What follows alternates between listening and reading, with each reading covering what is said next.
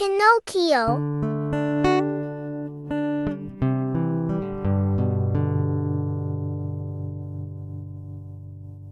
Once upon a time, a carpenter picked up a strange lump of wood one day while mending a table. When he began to chip it, the wood started to moan. This frightened the carpenter and he decided to get rid of it at once.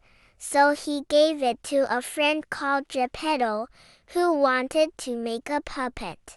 Geppetto, a cobbler, took his lump of wood home, thinking about the name he would give his puppet. "I'll call him Pinocchio," he told himself. It's a lucky name. Back in his humble basement home and workshop, Geppetto started to carve the wood. Suddenly a voice squealed. "Ooh, that hurt!" Geppetto was astonished to find that the wood was alive. Excitedly he carved a head, hair and eyes, which immediately stared right at the cobbler. But the second Geppetto carved out the nose, it grew longer and longer, and no matter how often the cobbler cut it down to size, it just stayed a long nose. The newly cut mouth began to chuckle, and when Geppetto angrily complained, the puppet stuck out his tongue at him. That was nothing, however. When the cobbler shaped the hands, they snatched the good man's wig, and the newly carved legs gave him a hearty kick. His eyes brimming with tears, Geppetto scolded the puppet. "You naughty boy, I haven't even finished making you, yet you've no respect for your father."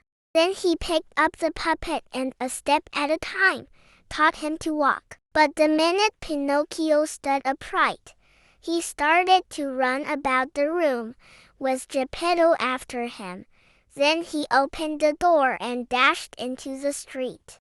Now, Pinocchio ran faster than Geppetto, and though the poor cobbler shouted, "Stop him! Stop him!" none of the onlookers, watching in amusement, moved a finger. Luckily, a policeman heard the cobbler's shouts and strode quickly down the street.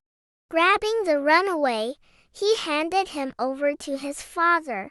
"I'll box your ears," gasped Geppetto, still out of breath. Then he realized that was impossible, for in his haste to carve the puppet, he had forgotten to make his ears. Pinocchio had got a fright at being in the clutches of the police, so he apologized and Geppetto forgave his son. Indeed, the minute they reached home, the cobbler made Pinocchio a suit out of flowered paper, a pair of bark shoes and a soft bread hat. The puppet hugged his father. "I'd like to go to school," he said, "to become clever and help you when you're old." Geppetto was touched by this kind thought.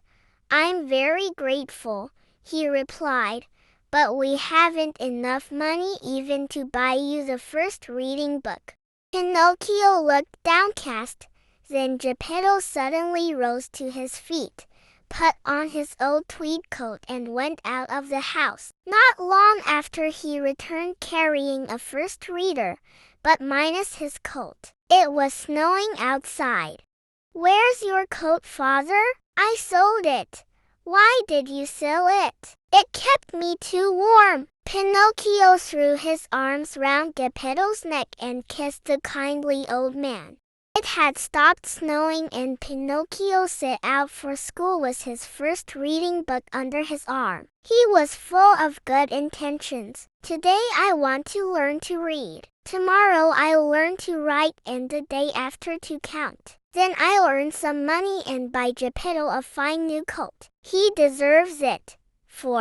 The sudden sound of a brass band broke into the puppet's daydream, and he soon forgot all about school. He ended up in a crowded square where people were clustering round a brightly colored booth.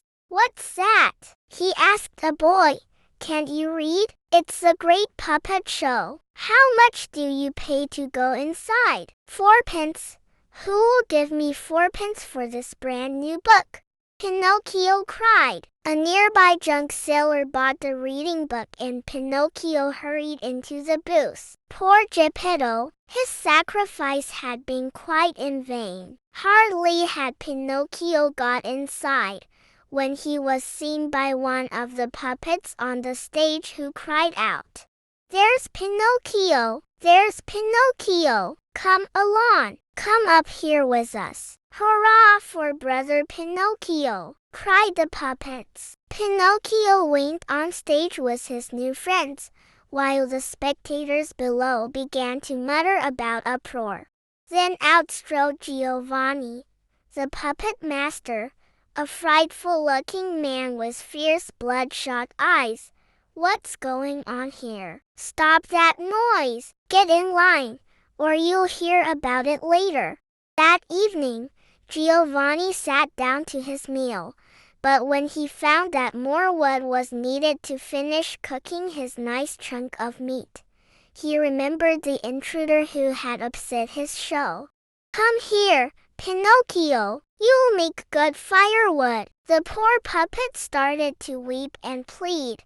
"Save me, father. I don't want to die. I don't want to die." When Giovanni heard Pinocchio's cries, he was surprised.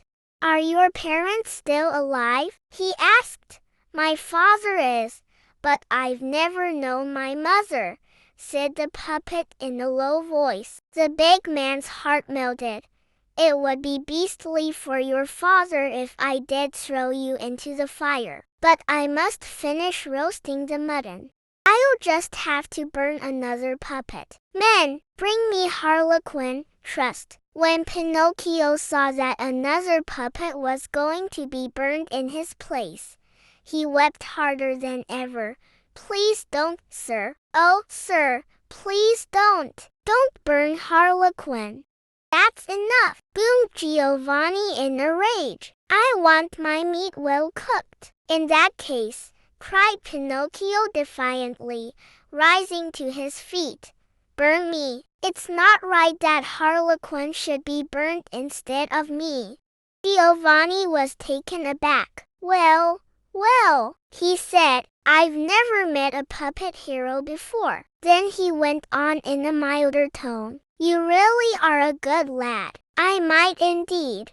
Hope flooded Pinocchio's heart as the puppet master stared at him. Then at last the man said, "All right, I'll eat half raw mutton tonight, but next time somebody will find himself in a pickle." All the puppets were delighted at being saved. Giovanni asked Pinocchio to tell him the whole tale, and feeling sorry for kind-hearted Geppetto, he gave the puppet 5 gold pieces. "Take these to your father," he said. "Tell him to buy himself a new coat, and give him my regards."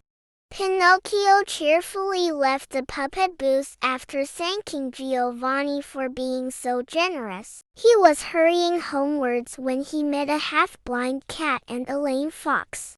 He couldn't help but tell them all about his good fortune, and when the pair set eyes on the gold coins, they hatched a plot, saying to Pinocchio, "If you would really like to please your father, you ought to take him a lot more coins."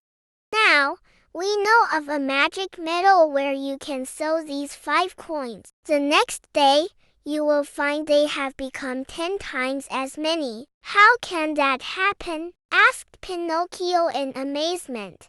"I'll tell you how," exclaimed the fox. "In the land of owls lies a meadow known as Miracle Meadow. If you plant 1 gold coin in a little hole, next day you will find a whole tree dripping with gold coins."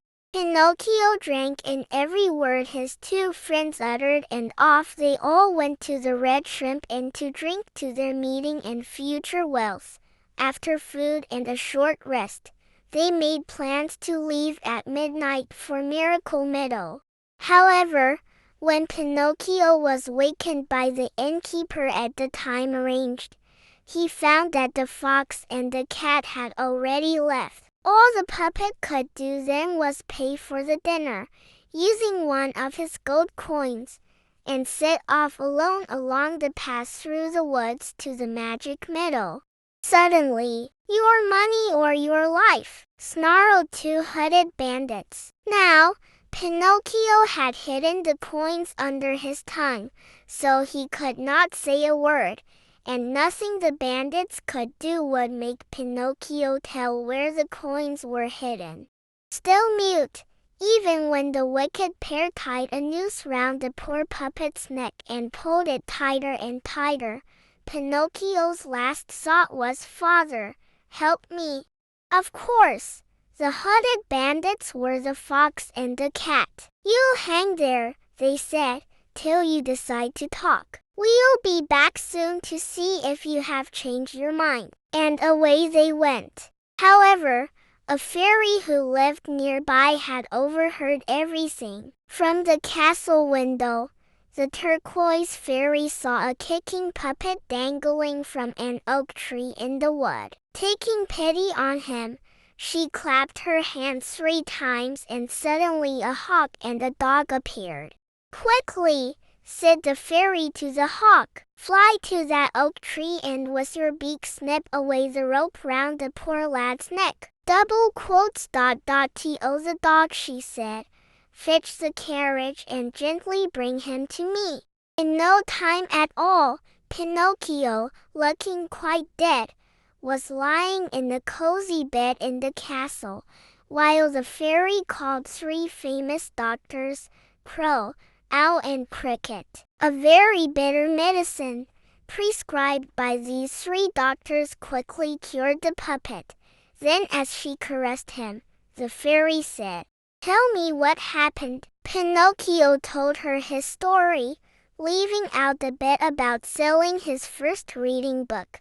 But when the fairy asked him where the gold coins were, the puppet replied that he had lost them. In fact, they were hidden in one of his pockets. All at once, Pinocchio's nose began to stretch, while the fairy laughed. "You've just told a lie." "I know you have, because your nose is growing longer." Blushing with shame, Pinocchio had no idea what to do with such an ungainly nose, and he began to weep. However, again feeling sorry for him, the fairy clapped her hands and a flock of woodpeckers appeared to pick his nose back to its proper length. "Now, don't tell any more lies," the fairy warned him, "or your nose will grow again. Go home and take these coins to your father." Pinocchio gratefully hugged the fairy and ran off homewards. But near the oak tree in the forest, he bumped into the cat and the fox. Breaking his promise, he foolishly let himself be talked into burying the coins in the magic meadow. Full of hope, he returned next day, but the coins had gone. Pinocchio sadly trudged home without the coins Giovanni had given him for his father. After scolding the puppet for his long absence, Geppetto forgave him and off he went to school. Pinocchio seemed to have calmed down a bit, but someone else was about to cross his path and lead him astray. This time, it was Carlo, the lazy bones of the class. "Why don't you come to Toyland with me?" he said. "Nobody ever studies there and you can play all day long." "Does such a place really exist?" asked Pinocchio in amazement. "The wagon comes by this evening to take me there," said Carlo. "Would you like to come?" Forgetting all his promises to his father and the fairy, Pinocchio was again heading for trouble. Midnight struck, and the wagon arrived to pick up the 2 friends, along with some other lads who could hardly wait to reach a place where schoolbooks and teachers had never been heard of. 12 pairs of donkeys pulled the wagon, and they were all shod with white leather boots. The boys clambered into the wagon. Pinocchio, the most excited of them all, jumped onto a donkey. "Toyland, here we come!" Now Toyland was just as Carlo had described it. The boys all had great fun and there were no lessons. You weren't even allowed to whisper the word school, and Pinocchio could hardly believe he was able to play all the time. "This is a life," he said each time he met Carlo. "I was right, wasn't I?" exclaimed his friend, pleased with himself. "Oh, yes, Carlo. Thanks to you I'm enjoying myself. And just think, teacher told me to keep well away from you." One day, however, Pinocchio awoke to a nasty surprise. When he raised a hand to his head, he found he had sprouted a long pair of hairy ears, in place of the sketchy ears that Geppetto had never got round to finishing. And that wasn't all. The next day, they had grown longer than ever. Pinocchio shamefully pulled on a large cotton cap and went off to search for Carlo. He too was wearing a hat, pulled right down to his nose. With the same thought in their heads, the boys stared at each other.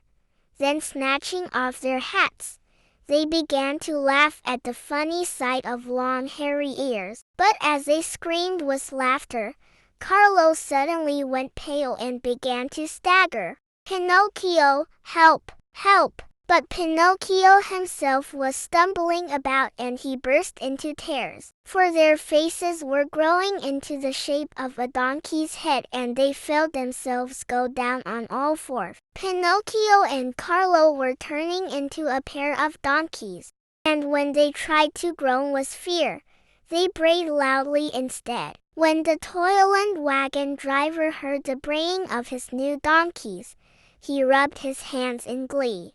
"There are 2 fine new donkeys to take to market. I'll get at least 4 gold pieces for them." For such was the awful fate that awaited naughty little boys that played truant from school to spend all their time playing games.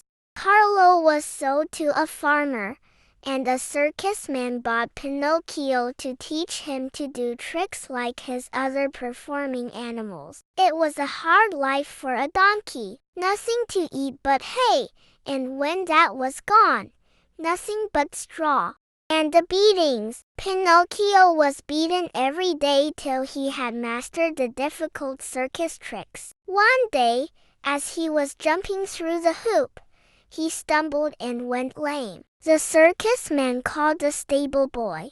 "A lame donkey is no use to me," he said. "Take it to market and get rid of it at any price." But nobody wanted to buy a useless donkey. Then along came a little man who said, "I'll take it for the skin. It will make a good drum for the village band." And so, for a few pennies, Pinocchio changed hands and he brayed sorrowfully when he heard what his awful fate was to be. The puppet's new owner led him to the edge of the sea, tied a large stone to his neck, and a long rope round Pinocchio's legs and pushed home into the water. Clutching the end of the rope, the man sat down to wait for Pinocchio to drown. Then he would flay off the donkey's skin. Pinocchio struggled for breath at the bottom of the sea, and in a flash, remembered all the bother he had given Geppetto, his broken promises too, and he called on the fairy. The fairy heard Pinocchio's call, and when she saw he was about to drown, she sent a show of big fish. They ate away all the donkey flesh, leaving the wooden Pinocchio. Just then, as the fish stopped nibbling, Pinocchio felt himself hauled out of the water. And the man gaped in astonishment at the living puppet, twisting and turning like an eel, which appeared in place of the dead donkey. When he recovered his wits, he babbled, almost in tears, "Where's the donkey I threw into the sea?" "I'm that donkey," giggled Pinocchio. "You," gasped the man. "Don't try pulling my leg. If I get angry." However, Pinocchio told the man the whole story. "And that's how you come to have a live puppet on the end of the rope instead of a dead donkey." "I don't give a whit for your story," shouted the man in a rage. All I know is that I paid 20 coins for you and I want my money back. Since there's no donkey, I will take you to market and sell you as firewood. I then free of the rope. Pinocchio made a face at the man and dived into the sea. Thankful to be a wooden puppet again, Pinocchio swam happily out to sea and was soon just a dot on the horizon. But his adventures were far from over. Out of the water behind him loomed a terrible giant shark. A horrified Pinocchio saw its wide-open jaws and tried to swim away as fast as he could, but the monster only glided closer. Then the puppet tried to escape by going in the other direction, but in vain. He could never escape the shark, for as the water rushed into its cavern-like mouth, he was sucked in with it. And in an instant Pinocchio had been swallowed along with shoals of fish unlucky enough to be in the fierce creature's path. Down he went, tossed in the torrent of water as it poured down the shark's throat, till he felt dizzy. When Pinocchio came to his senses, he was in darkness. Over his head, he could hear the loud heave of the shark's gills. On his hands and knees, the puppet crept down what felt like a sloping path, crying as he went, "Help! Help! Won't anybody save me?" Suddenly, he noticed a pale light and, as he crept towards it, he saw it was a flame in the distance. On he went, till, "Father, it can't be you! Pinocchio, son, it really is you!" Weeping for joy, they hugged each other and, between sobs, told their adventures. Geppetto stroked the puppet's head and told him how he came to be in the shark's stomach. "I was looking for you everywhere. When I couldn't find you on dry land, I made a boat to search for you on the sea. But the boat capsized in a storm. Then the shark gulped me down. Luckily, it also swallowed bits of ships wrecked in the tempest. So I've managed to survive by getting what I could from these." "Well, we're still alive," remarked Pinocchio when they had finished recounting their adventures. "We must get out of here." Taking Geppetto's hand, the pair started to climb up the shark's stomach, using a candle to light their way. When they got as far as its jaws, they took fright. But as so happened, this shark slept with its mouth open, for it suffered from asthma. As luck would have it, the shark had been basking in shallow water since the day before, and Pinocchio soon reached the beach. Dawn was just breaking, and Geppetto, soaked to the skin, was half dead with cold and fright. "Lean on me, father," said Pinocchio. "I don't know where we are, but we'll soon find our way home." Beside the sand stood an old hut made of branches, and there they took shelter. Geppetto was running a temperature, but Pinocchio went out, saying, "I'm going to get you some milk." The bleating of goats led the puppet in the right direction, and he soon came upon a farmer. Of course, he had no money to pay for the milk. "My donkey's dead," said the farmer. "If you work the treadmill from dawn to noon, then you can have some milk." And so, for days on end, Pinocchio rose early each morning to earn Geppetto's food. At long last, Pinocchio and Geppetto reached home. The puppet worked late into the night weaving reed baskets to make money for his father and himself. One day, he heard that the fairy, after a wave of bad luck, was ill in hospital. So instead of buying himself a new suit of clothes, Pinocchio sent the fairy the money to pay for her treatment. One night, in a wonderful dream, the fairy appeared to reward Pinocchio for his kindness. When the puppet looked in the mirror next morning, he found he had turned into somebody else. For there in the mirror was a handsome young lad with blue eyes and brown hair. Geppetto hugged him happily. "Where's the old wooden Pinocchio?" the young lad asked in astonishment. "There!" exclaimed Geppetto, pointing at him. "When bad boys become good, their looks change along with their lives."